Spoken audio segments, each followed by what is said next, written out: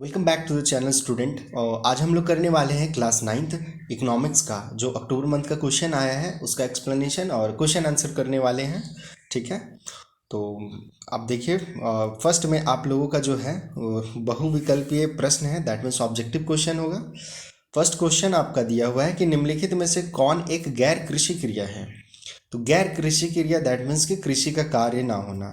तो आपका ऑप्शन है फर्स्ट खेतों की जुताई करना, सेकंड सिंचाई करना, थर्ड फसल की देखभाल करना, डी और डी नंबर खाद एवं बीज की बिक्री करना। उसका आंसर हो जाएगा ये खाद एवं बीज की बिक्री करना, ये गैर कृषि क्रिया है। ठीक है, उसके बाद आपका सेकंड है बहुविधि फसल फसल प्रणाली किसे कहते हैं। तो बहुविधि फसल फसल प्रणाली देखिए, एक वर्ष में किसी भूमि पर एक फसल पैदा करना। बी ऑप्शन है एक वर्ष में किसी भी भूमि पर कोई भी फसल पैदा ना करना। सी नंबर है कि एक वर्ष में किसी भूमि पर एक से ज़्यादा फसल पैदा करना। बहुविधि बहुविधि का मतलब ये एक जगह पे एक बहुत ज़्यादा एक से ज़्यादा फसल पैदा करना। ठीक है, इसका आंसर सी हो जाएगा। उसके बाद आपका थर्ड नंबर है अपनी आजीविका के लिए कान्हा ने एक डेयरी की दुकान खोली। कान्हा की यह क्रिया किस प्रकार की क्रिया है। ऑप्शन ए कृषि क्रिया, गैर कृषि, अनार्थिक और उपयुक्त सभी। ध्यान दीजिएगा ये कृषि क्रिया है नहीं। ठीक है, तो ये एक गैर कृषि क्रिया हो जाएगा। उसके बाद आपका है फोर्थ क्वेश्चन, निम्न में से कौन कार्यशील पूंजी का उदाहरण है। कार्यशील पूंजी का उदाहरण, तो कार्यशील पूंजी का उदाहरण आपका हो जाएगा नगद पैसा तथा कच्चा माल। ठीक है, उसके बाद फाइव है हरित क्रांति का संबंध किससे है। हरित क्रांति, तो ए ऑप्शन जो है आपका दिया हुआ है खाद्यान्न के उत्पादन से। ठीक है, फिफ्थ के बाद सिक्स नंबर है आपका किस प्रकार की जनसंख्या अर्थव्यवस्था की परिसंपत्ति है। किस प्रकार की जनसंख्या, देखिए फर्स्ट है शिक्षित एवं स्वस्थ जनसंख्या, शिक्षित एवं अस्वस्थ, अशिक्षित एवं स्वस्थ जनसंख्या, और डी इनमें से कोई नहीं। तो इसका आंसर हो जाएगा आपका ए नंबर शिक्षित एवं स्वस्थ जनसंख्या, जो शिक्षित और स्वस्थ लोग होते हैं। उसके बाद आपका है सेवन नंबर प्राथमिक शिक्षा में नामांकन के लिए कौन से कार्यक्रम चलाए गए हैं। तो आप यहाँ पे ध्यान दीजिएगा, इसमें जो सेतु पाठ्यक्रम और स्कूल लॉटो शिविर ये दोनों चलाया गया है। इसका आंसर सी नंबर हो जाएगा, ए एवं बी दोनों। उसके बाद एट नंबर क्वेश्चन है कि नीचे दिए गए कथनों में से कौन सा कथन बेरोजगारी को सही तर्क से परिभाषित करता है। दैट मीन्स कि बेरोजगारी का परिभाषा क्या है। इसमें आप आंसर देखिएगा बी नंबर कि जब प्रचलित मजदूरी की दर पर काम करने के इच्छुक व्यक्ति को रोजगार नहीं मिलता है उसे बेरोजगारी कहते हैं। ठीक है, कि एक मजदूरी दर पे काम करना चाहता है लेकिन रोजगार ना मिले, वो बेरोजगारी है। तो इसका आंसर बी हो जाएगा। उसके बाद आपका नाइन नंबर क्वेश्चन है कि जनसंख्या की गुणवत्ता को बढ़ाने वाले कारक हैं। जनसंख्या की गुणवत्ता किससे बढ़ता है। तो ए है आपका साक्षरता, बी है आपका लोगों का स्वास्थ्य, सी है कौशल निर्माण, और डी है इनमें से सभी। तो इसमें जो आंसर हो जाएगा आपका वो रहेगा इनमें से सभी। ठीक है, डी नंबर। उसके बाद क्वेश्चन है आपका टेंथ नंबर, इनमें से कौन आर्थिक क्रियाकलाप है। आर्थिक क्रियाकलाप इनमें से कौन है। तो इसमें आपका आंसर सी एक किसान द्वारा कृषि का कार्य करना। ठीक है, तो ऑप्शन ए था माँ द्वारा भोजन बनाना, ये आर्थिक क्रियाकलाप नहीं है, सिंपल ऐसी क्रिया जिससे आप कुछ पैसा कमाते हो। तो सी नंबर एक किसान द्वारा कृषि का कार्य करना।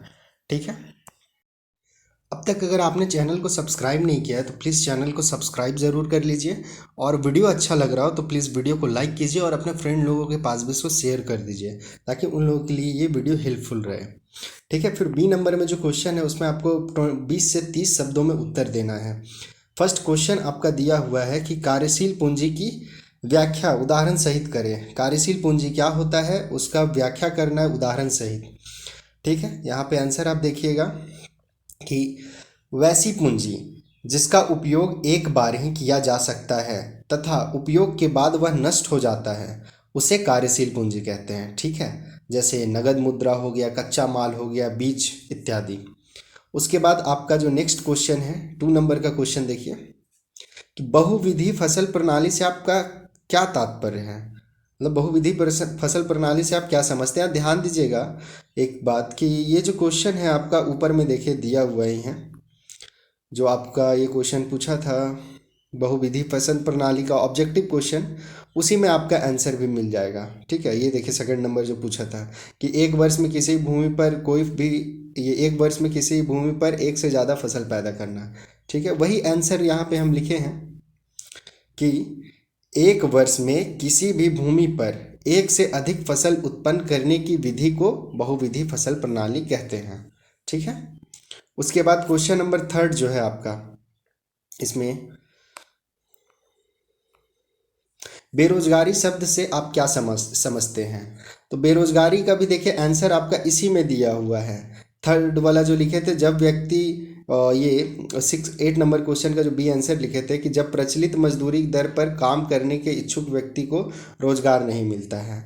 ठीक है, यही आपका यहाँ पे भी मैंने यही लिख दिया है, आप देख लीजिए कि जब प्रचलित मजदूरी की दर पर काम करने के इच्छुक व्यक्ति को रोजगार नहीं मिलता है उसे बेरोजगारी कहते हैं। उसके बाद आपका क्वेश्चन है 4 नंबर, शिशु मृत्यु दर से आपका क्या अभिप्राय है। शिशु मृत्यु दर, ठीक है, शिशु मृत्यु दर अगर हम निकालना चाहें तो ऐसे आप निकालते हैं। इसका आंसर देखिए, ये लिखिए कि प्रति 1000 जीवित जन्मे बच्चों में से एक वर्ष से कम उम्र के बच्चों के मृत्यु की संख्या को शिशु मृत्यु दर कहते हैं। ठीक है, जो मतलब जन्म लिया और 1 साल से बीच का बच्चा जो साल भर में जितना मृत्यु हुआ है उसे शिशु मृत्यु दर कहेंगे। उसके बाद आपका नेक्स्ट क्वेश्चन है सी नंबर में, जिसका आपको 30 से 50 शब्द में आंसर देना है। फर्स्ट, उत्पादन के विभिन्न घटक कौन से हैं। ठीक है, उत्पादन के विभिन्न घटक तो मुख्यतः 4 घटक हैं। आप देखिए, उत्पादन के मुख्यतः 4 घटक होते हैं। पहला भूमि, तो भूमि के लिए उत्पादन में प्रयोग होने वाले सभी साधनों को भूमि कहा जाता है। सेकेंड, श्रम, किसी प्रकार का शारीरिक श्रम जो धन उपार्जन के लिए किया जाता है। थर्ड, पूंजी, उत्पादन में प्रयुक्त होने वाले साधनों को पूंजी कहते हैं। और फोर्थ, उद्यमी, दैट मीन्स बिजनेसमैन जो होते हैं, ऐसे लोग जो इन सब पर नियंत्रण रखते हैं वो उद्यमी हो गए। तो उत्पादन के मुख्यतः 4 घटक यही है। ठीक है, उसके बाद आपका क्वेश्चन है, एक ही खेत में उपज बढ़ाने के लिए विभिन्न ढंग कौन कौन से हैं। मतलब कि अगर आप फसल अपना उपज बढ़ाना चाहते हैं तो क्या क्या कर सकते हैं। तो आप इसको खुद से भी लिख सकते हैं, और बाकी आप ये आंसर देख लीजिए।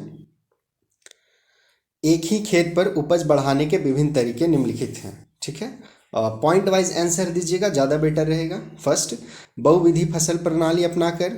सेकेंड, आधुनिक कृषि विधियों का उपयोग करके। थर्ड, उन्नत किस्म के बीजों का प्रयोग करके। फोर्थ, उचित समय पर उर्वरक, सिंचाई, रासायनिक खाद तथा कीटनाशक का प्रयोग करके। ये सब प्रयोग करके हम एक ही खेत पर अधिक फसल उपजा सकते हैं। उसके बाद है थर्ड क्वेश्चन, क्या शिक्षा की भांति स्वास्थ्य भी मानव पूंजी निर्माण को प्रभावित करता है, स्पष्ट कीजिए। ठीक है, तो स्वास्थ्य देखिए, हेल्थ जो है बहुत इंपॉर्टेंट चीज़ है। अगर हम स्वस्थ रहेंगे तभी है जो कि अपना अर्थव्यवस्था में पूरा योगदान दे सकेंगे। आंसर देखिए, एक स्वस्थ आदमी अपनी पूरी क्षमता के साथ काम कर सकता है, लेकिन एक अस्वस्थ व्यक्ति अपनी पूरी क्षमता के साथ काम नहीं कर सकता है, उसे बार बार छुट्टी लेनी पड़ती है। तो अस्वस्थ व्यक्ति अर्थव्यवस्था पर बोझ भी साबित होता है। ठीक है, तो अस्वस्थ आदमी है जो कि अर्थव्यवस्था में पूरी तरह से भागीदारी नहीं ले पाता है। अब आपका फोर्थ क्वेश्चन है कि द्वितीयक क्षेत्रक के कार्यकलापों का उदाहरण सहित वर्णन करें। द्वितीयक क्षेत्रक क्या होता है, मतलब उसमें क्या क्या काम होता है, उसको उदाहरण सहित बताना है। ठीक है, देखिए, तो द्वितीयक क्षेत्र को हम लोग विनिर्माण क्षेत्र भी कहते हैं। ठीक है, विनिर्माण मतलब जहाँ सिर्फ बनता हो, कुछ भी बने, फैक्ट्री में जो भी चीज़ बनता है वो द्वितीयक क्षेत्र के अंदर आता है। जैसे आंसर देखिएगा, विनिर्माण से जुड़ी क्रियाओं को द्वितीयक क्रिया कहते हैं। द्वितीयक क्रियाओं में प्राकृतिक संसाधनों का पूरी तरह से रूपांतरण किया जाता है। जैसे लौह अयस्क का उपयोग करके विनिर्माण की प्रक्रिया के जरिए हम कार, बसें, रेल बनाते हैं। ठीक है, ये हो गया आपका द्वितीयक क्षेत्रक। उसके बाद आपका क्वेश्चन है डी नंबर में, 80 से 100 शब्दों में आपको इनका उत्तर देना है। तो फर्स्ट देखिए, पालमपुर गांव का है। पालमपुर गांव में बिजली के विस्तार से किसानों को क्या लाभ हो रहा है। मतलब आप सीधा समझ सकते हैं कि अगर बिजली का विस्तार होता है तो किसान को क्या क्या लाभ है। तो हम यहाँ सेकंड का क्वेश्चन का आंसर लिखे हैं कि प्रच्छन्न और मौसमी बेरोजगारी में क्या अंतर है। प्रच्छन्न बेरोजगारी और मौसमी बेरोजगारी, ये आपका बहुत बार बार ये क्वेश्चन पूछता है। ये आंसर जो आपको देना है वो तकरीबन 80 से 100 शब्द में देना है, ठीक है। देखिए, प्रच्छन्न बेरोजगारी में दिखता है कि लोगों को रोजगार मिला हुआ है, लेकिन ऐसा होता नहीं है। जो काम एक आदमी से हो सकता है उसमें एक से अधिक आदमी इसलिए लगे रहते हैं कि बाकी के पास कोई रोजगार नहीं होता है। मतलब कि क्या है प्रच्छन्न बेरोजगारी ना, कि एक काम है एक आदमी से हो सकता है, लेकिन फिर भी उसमें 2-3 आदमी लगा हुआ है, तो एक तरह से उसको हम बेरोजगार ही कहेंगे। एक ही से काम होता है लेकिन 4 लोग करके झूठ मूठ का एक तरह से टाइम पास हो रहा है। अब मौसमी बेरोजगारी, तो मौसमी बेरोजगारी वह स्थिति है जिसमें साल के कुछ महीने में लोग काम के बगैर रहना पड़ता है। और मौसमी बेरोजगारी जो है अधिकांश हम लोग कृषि क्षेत्र में देख सकते हैं। जैसे बारिश का मौसम आता है तो धान का खेती होता है, तो खेती के टाइम में धान क्या बोलेंगे, ये बीज लगाते हैं, फिर बुआई करते हैं, कटाई करते हैं, तो ये उस समय तक होता है। उसके बाद फिर आदमी लोग को रोजगार नहीं मिलता है कृषि क्षेत्र में, ठीक है। उसके बाद आपका थर्ड जो लास्ट क्वेश्चन है कि प्राथमिक, द्वितीयक और तृतीयक क्षेत्र में किस तरह की विभिन्न आर्थिक क्रियाएं संचालित की जाती हैं, ठीक है। तो प्राथमिक क्षेत्र के बारे में, द्वितीयक और तृतीयक क्षेत्र के बारे में आपको लिखना है। तो आप देखिएगा यहाँ पे पहला लिख दिए हैं प्राथमिक क्रियाएं। तो प्राथमिक क्रियाएं वह क्रियाएं हैं जिसके अंतर्गत कृषि, पशुपालन, खनन आदि क्रियाएं होती हैं, ठीक है। फिर सेकंड द्वितीयक क्रियाएं, तो ये वैसी क्रियाएं हैं जो विनिर्माण से जुड़ी है। द्वितीयक क्रियाओं में प्राकृतिक संसाधनों का पूरी तरह से रूपांतरण किया जाता है। सिंपल आप समझ सकते हैं कि हम धान लगाएं तो वो प्राथमिक क्षेत्र में हुआ, लेकिन उसको फैक्ट्री में ला करके उससे चावल बनाएं तो वो द्वितीयक क्षेत्रक में आ गया।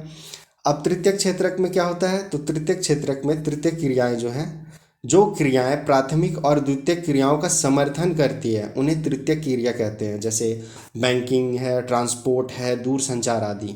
तो अभी हम जैसे चावल का उदाहरण दिए थे आपको, चावल उपजाए, फैक्ट्री में गया तो वो चावल उपजाए, वो प्राथमिक क्रिया हो गया।